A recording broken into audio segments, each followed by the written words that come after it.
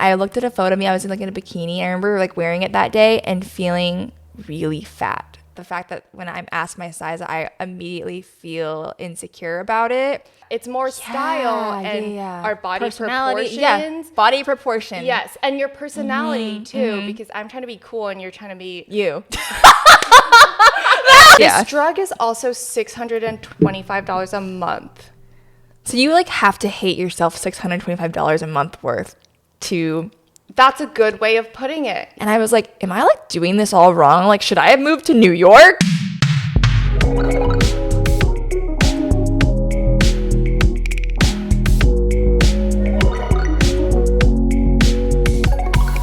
Is plastic surgery healthy?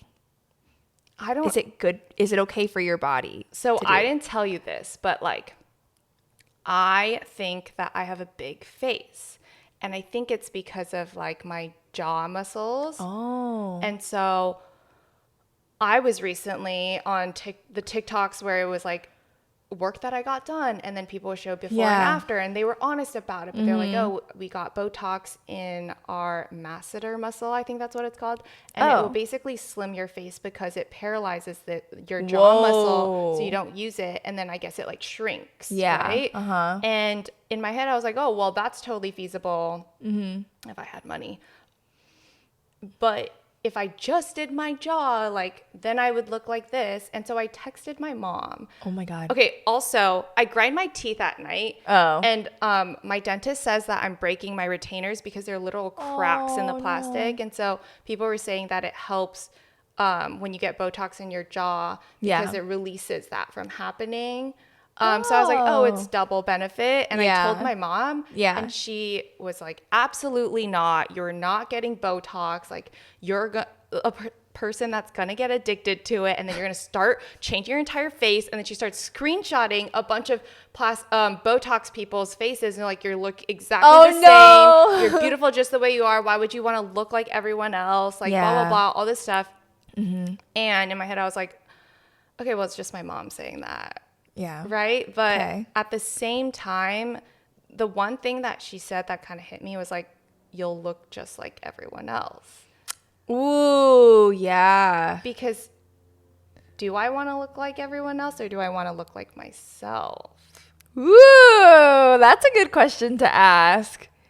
And yeah, I get that it can help your confidence, which is great. Yeah. But am I willing... And for some people, I think it's really helpful. Yes.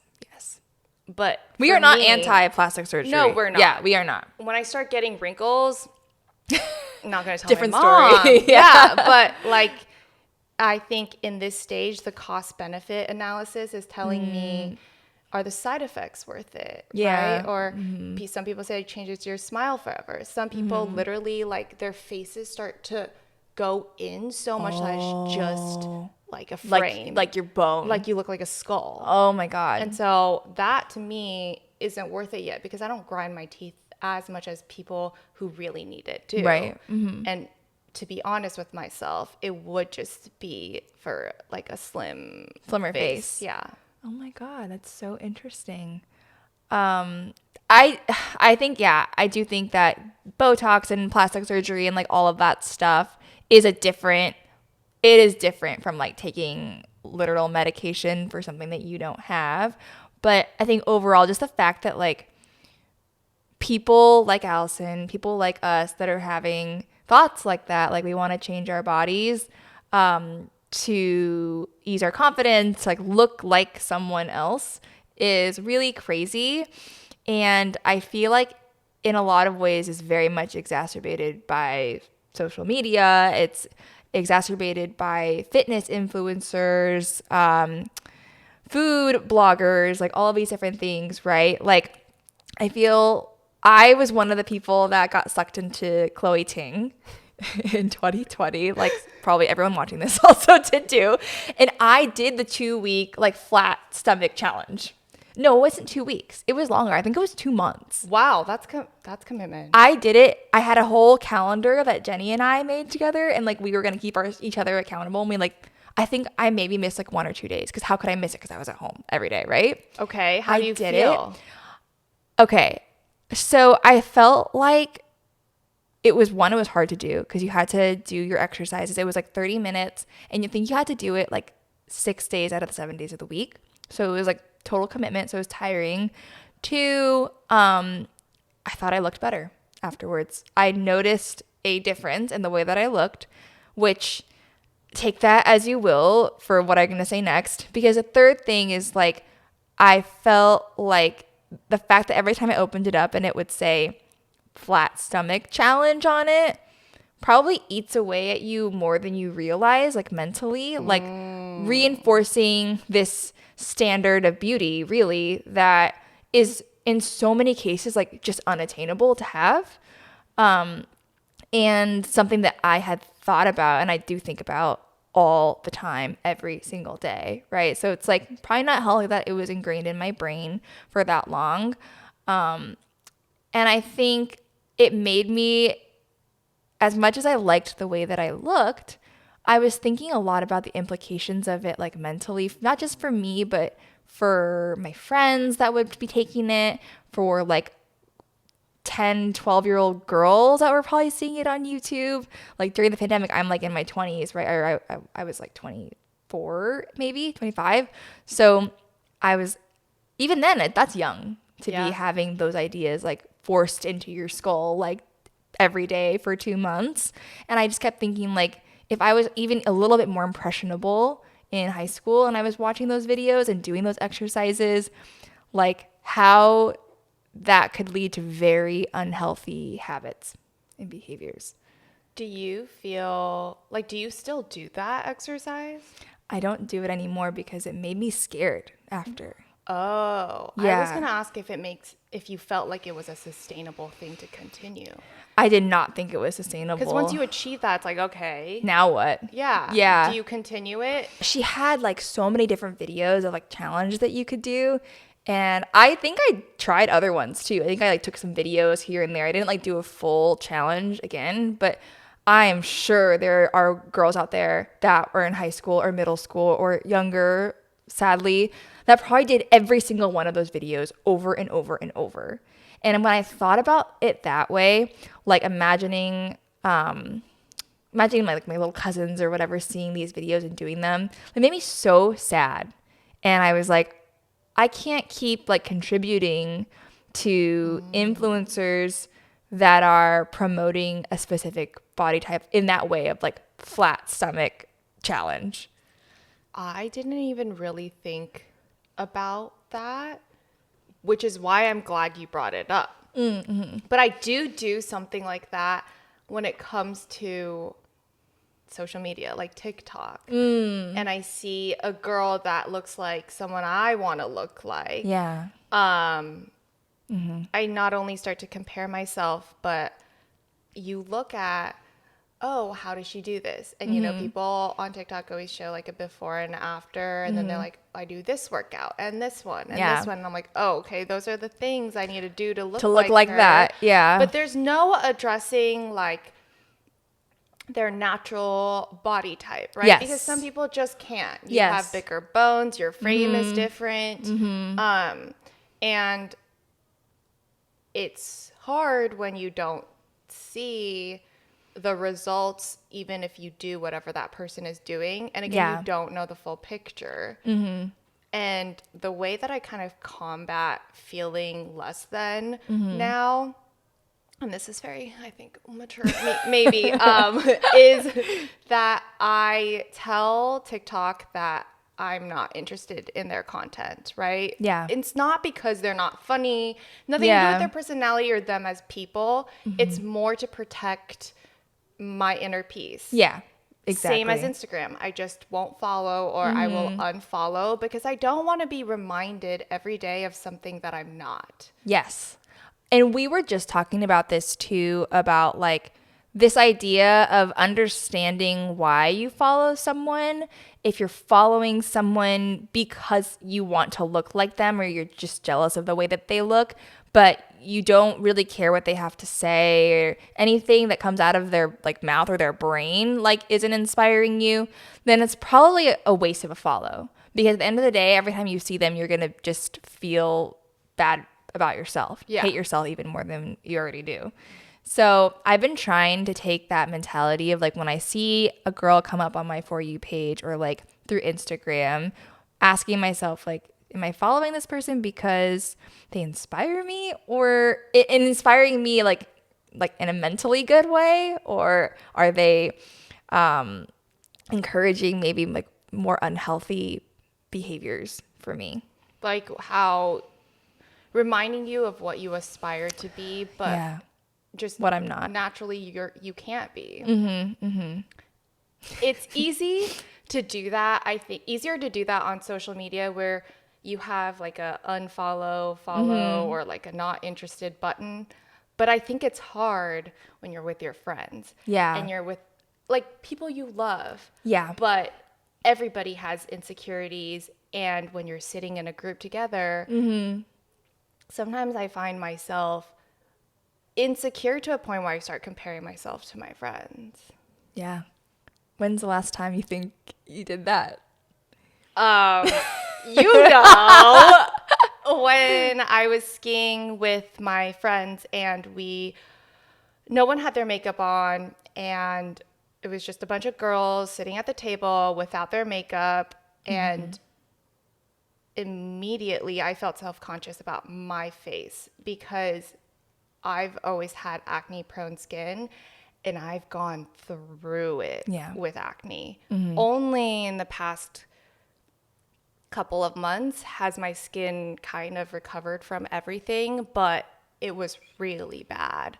And looking at all these girls without their makeup, their skin was perfect. And it just reminded me of like how ugly I felt and why I couldn't look like that. Yeah. And it's something I still battle with every day. Like when I meet new people, new girls, every time I meet someone, I look at their skin and I think about how I wish I had that skin. Yeah. And I think it's because there are people in my life, like my family members, that remind me that I'm not pretty unless I have glass skin. Right. You know?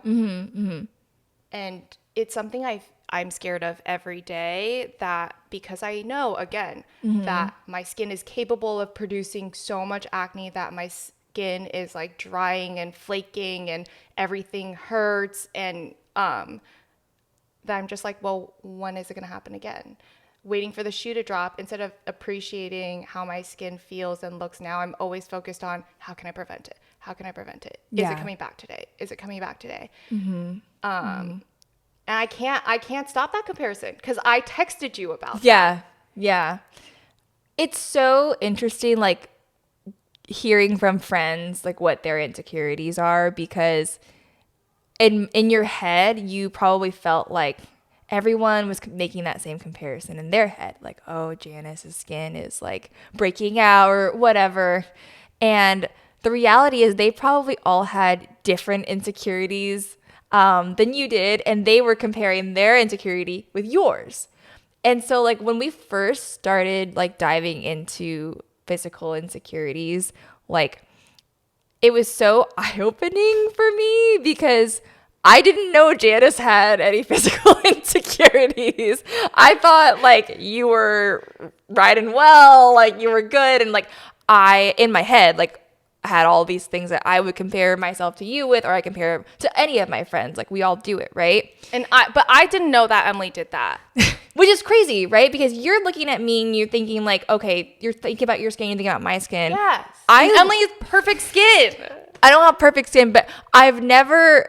Emily had one tiny pimple. She's like, Janice, I'm growing a pimple. I'm like, suck it up. I know. And it's crazy because like when you ask me about your skin, you're like, do you think my skin's getting better? I like don't look at like which is crazy. Your skin ever. I don't think I feel like that's wrong. I just don't like, And sometimes I mean, sometimes I do. I'll be like, oh wait, actually today it actually looks good, and you're like, or not that it didn't look good, but you know what I mean? Like, it's getting better, and I notice it sometimes. But at first, when you brought it up to me, I was like, I legitimately don't look at your skin because I'm too busy looking at how much thinner Janice is than me, right? Stuff like that. Wow. Where I'm not even looking up. I'm probably looking like, oh, Janice's waist like is a lot skinny, and that's like what I would like to be, or like closer to what I would want to be. I didn't even think of it like that. I know, like, why? Because why would you? You're thinking about your skin so much. Like, you're not even thinking about the other things. And I feel like that moment was so pivotal for me because I was like, we all just have our own things that we're worried about. And we're all just insecure for so many different reasons. And it's just crazy how we all should really just take a step back and be like, okay, well, what are we grateful for what our bodies can like provide for us? And like, and what do you like about yourself? Yeah, we spend probably 99% like hating the way that we look, which is crazy that we all do that. No, what you just said, literally, I don't know why, I feel like it blew my mind a little bit. Yeah. Because you're right, like, I don't think about, when we're talking and I'm like thinking about my skin versus yours, I'm not thinking about your insecurity. Yeah. Like, about your body or whatever, you know what I mean? Just like how I'm never looking at your skin. That makes but going home to Asia, Yeah. it always felt like people were staring at my skin. And Really? Oh, because your family was. my family was. But do you think like strangers were staring at them? Yes. Really? Yeah, because I mean, at least in Taiwan, like everybody's really direct. I think it's an Asian thing. It's like, oh, I don't know. Everyone's really direct, and it's not supposed to offend you when someone says something. So Taiwan had a mask mandate when I went back. So most of my acne was all on my lower face, and so you wouldn't see it. But then if I went to get a haircut, I would have to take my mask off. They can wash your hair. Yeah, and whatever. And so then they would notice that all of the pimples, and they'd be like, oh my God. Really? I have a friend that also has a lot of pimples. They're like, oh, they'll start thinking of questions to ask you about your pimples. Like, do you wash your hair a lot? No. Oh, maybe the oil from your hair is affecting your pimples. And they'll be trying to think of solutions for you, but they'll make sure that they know, like, oh my God, you're not the prettiest you can be, right? Yeah. Because so much of it is about how girls have to be the most beautiful, like the most clean looking, everything. Oh my God. And I started to get nervous going outside that you get stopped. I would either not go outside or I would preface it myself. So even if someone wasn't thinking about it, you wanted to squash it right then and there. Like, I know I have a lot of pimples. I'm working on it. I'm going to the doctor. Please stop. Whoa. But I wouldn't even say please stop. I just feel like, I know you don't need to tell me. Wow. And I think that's the mentality that I bring here, which is I need to tell everybody about my insecurity before they point it out, or like make sure that they know I'm aware of it to somehow make me feel better. Yeah. That is a wild like train of thought to get to. Do you think that it's also like, if you preface it first, the person will immediately negate everything that you're saying and try to make you feel better, and like you're hoping to like get that like validation? No, I don't think it's about that. I think it's just being the one to say it, to recognize it, so that because if I say it, I have control over the situation. If they say it, I don't know where they're going to take it. And I don't know how much more I can handle listening to it. So if I'm upfront about it, then the whole conversation is squashed. Like, I have a solution. The end. You can stop like analyzing my face and telling me. But because of that mentality, now here I think, oh, everyone's staring at me. Right. I go outside. That's the first thing the only thing anyone looks at. You know what this reminds me of?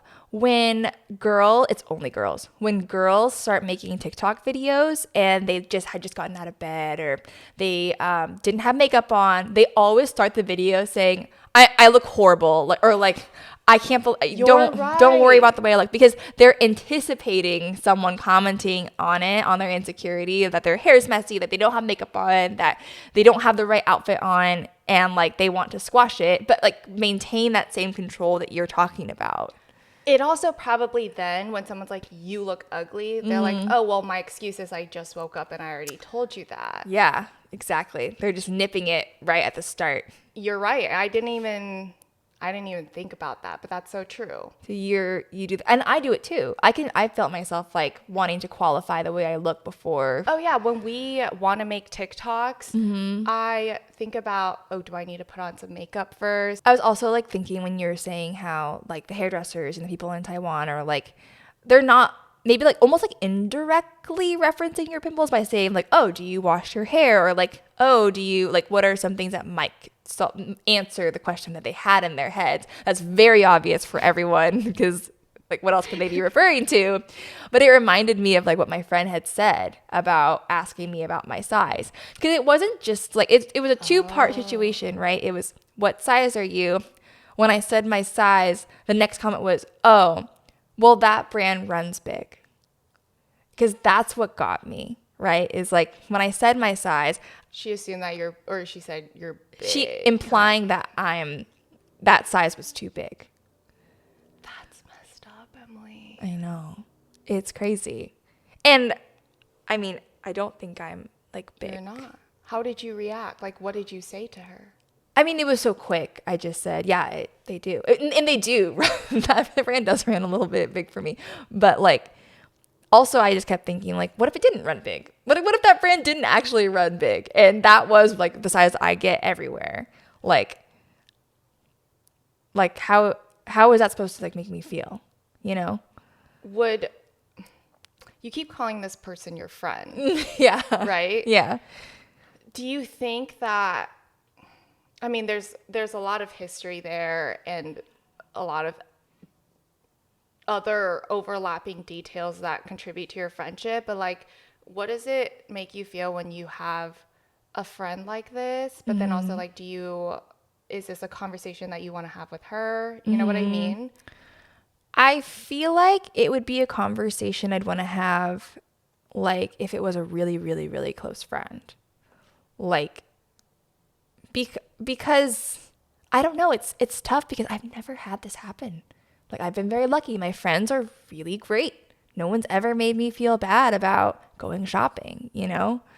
And so I've never like thought about having to have a conversation like, hey, like, you don't make me feel very good about the way that I look, you know? So I don't know. But I feel like in this moment thinking about it, I think our friendship is like you said, very complicated. Also not like we're besties or anything. So it isn't like I need to make a point and like call it out, I guess, for her. Like, I think maybe for this one, you know where you guys stand, how she is, and you are moving on with the understanding of what kind of person she is. Yeah. And also like reminding myself like what she said and what was implied by it isn't true. How do you do that? Because like, now that she brought it up, it's like, if it were me, I would start thinking about it and it would consume me. Yeah. And I don't know how to work through that. I think I would just probably try to numb that thought out. If I'm being super honest, I don't know how much it was because of that incident versus like my already probably very damaged perspective of my body. But I think like the next day I wasn't able to go to the gym, but I think I was like doing like ab workouts like on the floor of my apartment. But I don't know how much because of what she said. No, I can't tell because I've already been like putting a lot of pressure on myself to look a certain way for other reasons. But I'm now wondering like subconsciously, I'm sure it did affect me. I told you about it. It like hurt my feelings. But like it does, like you're saying, it does have to like consume you in some way. And I wonder if like, I'm sure that was like part of it. like going into the next day and the next few days, did you start feeling more self-conscious about your body around her? I think so, but I don't know if it was more than I already do. Because of how much smaller she is than me, like I'm already like having that insecurity. It's already the first thing that I look for when I see her. It's like, okay, wow, like she's very small. I wish I was that small, you know. It's crazy that you say that, because as your friend who is an outsider in this, observing your friendship with her, I was upset for you. Yeah. But also in my head, I was never like, that is a quality that you should be striving for, or that I want, Yeah. I would have, because there's so many things going on in her life that you've told me about, and that I feel like she's just projecting onto you. Yeah. You know? Yeah. And you're right, everybody has their own insecurities, and it's a lot about just like thinking about what she's going through and her insecurities. She's probably comparing herself to you and thinking about other ways. those things, but instead of working on herself or making herself feel better, the way that she does that is by putting you down, which is unfortunate. Yeah. Yeah, I agree. I feel like the whole comparing yourself to your friends is something that probably every single person on this planet does, like to some degree. And I wanted to talk about like the idea of being the ugly friend. Like we've all been in the situation where we have felt like the ugly friend. If you ever have had an insecurity, ever, you've been that friend. And I just feel like it's the weirdest feeling. It's the worst feeling. It's the worst. And no, you can't, you're too embarrassed to say it out loud. So you're just in your head saying it to yourself. Yeah. And there's a movie that Emily didn't know about. Yeah. The Duff, Designated Ugly Fat Friend. And it's about how this Plain Jane, I guess, is best friends with these two model looking girls. And nobody ever told her that. And she never realized that her friends were always getting guys, but she wasn't, until like she liked some guy, but that guy didn't like her back. And she was like, I wonder why. And then some other dude was like, oh, because you're the Duff. And every friend group has a Duff. Oh. I'm sure people have watched it. It's not that deep of a movie. Yeah. But it's also kind of deep. If you think about it. Yeah. And it's true. Yeah. Like everybody at some point feels like the Duff in their friend group. And if it's not because of like being the fat friend, but for so many other reasons, like the way you're talking about your acne and like that insecurity, you feeling like there's always that one friend that like has a lot of breakouts or something like that. It's just really crazy that we're all like kind of in our own worlds in that way. We all feel like we're comparing ourselves to a very specific feature of our friends and feeling else because of that. Meanwhile, they have something that they feel else between their other friends and their friend group. It's just, I guess, says something about our society that I'm sure that all of us relate to that, you know? Yeah. And you kind of asked me this question before where you were like, how do you, or I proposed like, what are solutions that we can offer? But the thing is, I think I would be lying if I said that there were solutions. I think it's all easier said than done. It's all mental. Yeah. And what helps me the most is actually hearing that other people have insecurities too. Yes, I would agree. Because everyone can exude confidence for like a whole day, 3 days, whatever. Yeah. From the outside, I'm sure everybody can look like they're confident in themselves and they're having fun. They have no worries. But then deep down, when you're stuck by yourself alone in your thoughts, you have insecurities and just nobody knows about them. Yeah. No, that's so true.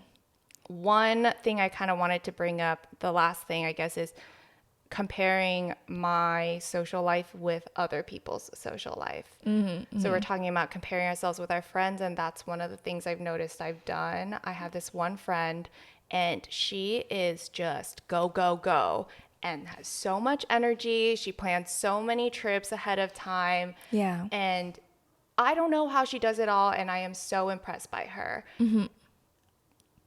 I am not like that, I've realized, because when I do that, I exhaust myself to a point where I think I need to hibernate for like the rest of my life and then emerge. So I enjoy being a couch potato sometimes. Yeah. But when I am one, I feel bad. Yeah. Because I'm like, well, does this mean I'm a loser? Yeah. Because all these people are running around, meeting new people, experiencing new things, making new memories, growing, learning about themselves. And here I am choosing to lie on a couch alone. Yeah. Oh my God. I just thought of something actually about why I think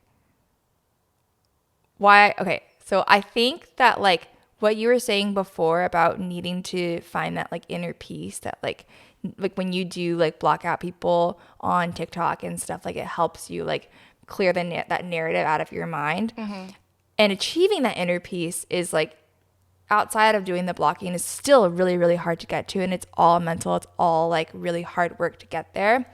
I think in terms of like the physical stuff, I am not there. I don't think I will ever get to that point. I feel like a lot of women will never get to a point of inner peace about the way that they look. But I will say like for the social part, I kind of feel like I do have that inner peace for it. Yeah, because I totally relate to you on comparing social lives. Like I think about Alicia a lot in New York because she's go, go, go. Her Instagram stories are unbelievable. She's always traveling. Yes. Trying out new restaurants, making new friends. She is always making new friends. And that's something that I like felt insecure about for a bit. And I talked to her about it. I was like, dude, like, I feel like you have so many friends. And I have like all the same friends like from college, which I'm not mad about. Like I love those people, but I'm not like generating new like Instagram followers, you know what I mean? Because of that. I'm not getting like a ton of new like people in my life that I love and want to hang out with all the time. And I was like, am I like doing this all wrong? Like, should I have moved to New York? Like, what am I still doing in LA? And it was definitely an insecurity of mine. And I also I think about Moet. Like Moet has like her boyfriend, and her boyfriend's friend group is really, really tight knit. Like they do everything together. They party together. They go on trips together. They're just like, they're tight. And whenever, sometimes I'll ask her to hang out. She's like, oh, we're hanging out like with those friends. And I was like, oh, okay. Like you, and I told him like, dude, like that's so cool that you have this go-to friend group. I don't have like the go-to friend group. And it bothered me for probably like the first few years, like out of college. I think now with Barry and like feeling so comfortable being with him, that is like how I've found like the inner peace to like shut out all the noise from like seeing what my friends are doing and like wishing that I was like that. Because I feel like when we're just hanging out at home, like I'm so content with like his company that I don't have that nagging feeling of like I should be doing something else. But by saying that, you're saying that you achieve that inner peace because you have Barry now, which isn't a bad thing, but it requires another person. That's so true. I do think it's possible to do that without having someone else there. I think sometimes I achieve that inner peace, and sometimes when I'm alone, I think about, oh my God, I'm going to die alone. because you're so comfortable. Yeah, and I'm not putting myself out there for the world to even know I exist. I'm literally sitting on my couch at home by myself, you know? Yeah. But the one kind of way that I've combated that is by saying, okay, well, I like being alone, but it doesn't mean I have to sit in this house alone all the time. Like I can go to a coffee shop and do work be alone. I can go to a workout class alone. I can take an art class alone, and I will feel productive in my alone time because I'm still learning and growing, but I'm also alone. Yeah, that's like I true. don't need to be hyper and chatting people up because I do have a social battery that does need to be recharged. Yeah. And now that you're saying that, like, like talking about like being home alone and stuff like that, I do think so much of the work that was put into that I do feel okay with Barry was when I was at home alone for 3 months, like and Barry wasn't there, right? And like I had no desire to go out and like do things with people. Like I did it kind of unwillingly. I knew I needed to get out if my family was going out for dinner or something, which is like very low commitment. Like I don't need to try very hard with my family, but like I feel like so much of the work was put in when I was alone. And if I didn't have Barry, like I think it would have been really hard, but I still don't think I would have been jealous the same way that I was of my friends that were like out and about and like doing things. You know? Why do you feel like that then? If it's not because of Barry? I think it was literally because I was forced to be with myself and my own thoughts for so long. I felt like it was a long time for 3 months, like just having no friends nearby because I went home. Just like a few family members that would like check in and stuff. But I think I learned how to be okay if I was just me. Did you ever worry during this time alone that it would be just you for a long time? I think I accepted it, that it would be. I was like, yeah, this is just how it's going to be. And even when we moved back to LA and I moved in with Barry and stuff, like I didn't want to see anyone. Like I declined almost every invitation to do stuff unless it was with like really close friends and it was planned far in advance so I could mentally prepare to be around other people. Sometimes I feel like even if I mentally prepare on the day, I'm like, oh, I don't want to go. Mm-hmm. And you really, the only way is just to force yourself. I know. There's and I had no to do other that. way. Yeah. But okay, this kind of reminded me of what we were talking about before when you were saying how you have some people reaching out to you to hang out and you just don't want to hang out with them. Yeah. And I asked you why. Mm-hmm. And I think your answer was something along the lines of like, there's just no value add there or like there, but I think you should explain that. I think during that time of like being alone and like figuring out like where I wanted to spend my time, like because I felt I had so little brain space to like carry on conversations with people, I wanted to make sure I gave as much attention to the people that I loved and like I wanted to spend time with, like my best friends, my closest friends, right? So and that meant point to me. So that meant I needed to then take energy I would have put towards people like more acquaintance friends or like people I don't see very often and reallocate that to like my closer circle. So it was a lot of like reprioritizing, I think, and having to have tough conversations with people that I would have normally hung out with and it would have been fine to be, I'm not going to be able to hang out with you for like a while. Like the place that I'm at in my life right now, I need to like really focus on my friends that I'm very close with and my family. And that's it. So I had to have a couple of those talks, which sucked. Now that you're explaining it to me, I think it makes sense though. Like at first when you were saying this, I was like, but why can't you just do it? Like why can't you just for one time every few months meet up with this person? Yeah. And now that I'm thinking about it, it's like that math example of fractions or something. I don't know, where you have a whole piece of the pie, like one pie, right? Yeah. And you're going to have to divide it a certain way. Yeah. And if you give like this percentage of your pie to one person, then that's automatically taking away from the person that you actually wanted to give that pie to. Exactly. And you can't just like make more of the pie. There's only one. Only one. And that makes sense to me now because then now you have to choose. And I think that's part of being in your late 20s adults where you're reprioritizing, but then you're also thinking about friendships where you have to be okay losing those friends. Yeah, that's what's hard is the cutting off. It's not even cutting off. It's just like a natural, the ebb and flow of like friendships. You're growing apart from each other. Yeah. And you have to accept that versus trying to smush yourselves back together because you're different. Yeah. And I also think about it like it's a huge disservice to my close friends if I'm taking that time away from them, right? Because that makes so much sense. I'm not going to be as like maybe alert. I'm not going to be as like energized to see them because I'm using up a lot of that energy that I used to allocate to them to like other people. And it'd be like, okay, let's say I went out to dinner with like that friend, right, that wants to hang out. And this friend is like an acquaintance. I don't see them very often. If I choose to hang out with them that night, maybe I wouldn't be able to get that edit out to you for the pod. Maybe I wouldn't be able to like work on the outline that night. And it makes our friendship suffer. And you're not even benefiting from it. Yeah. I think that makes so much sense. And another thing would be, and I know we talk about how we don't care about what other people think, but like if, let's say I didn't know the context to you hang out with this person that you haven't hung out with in years or months.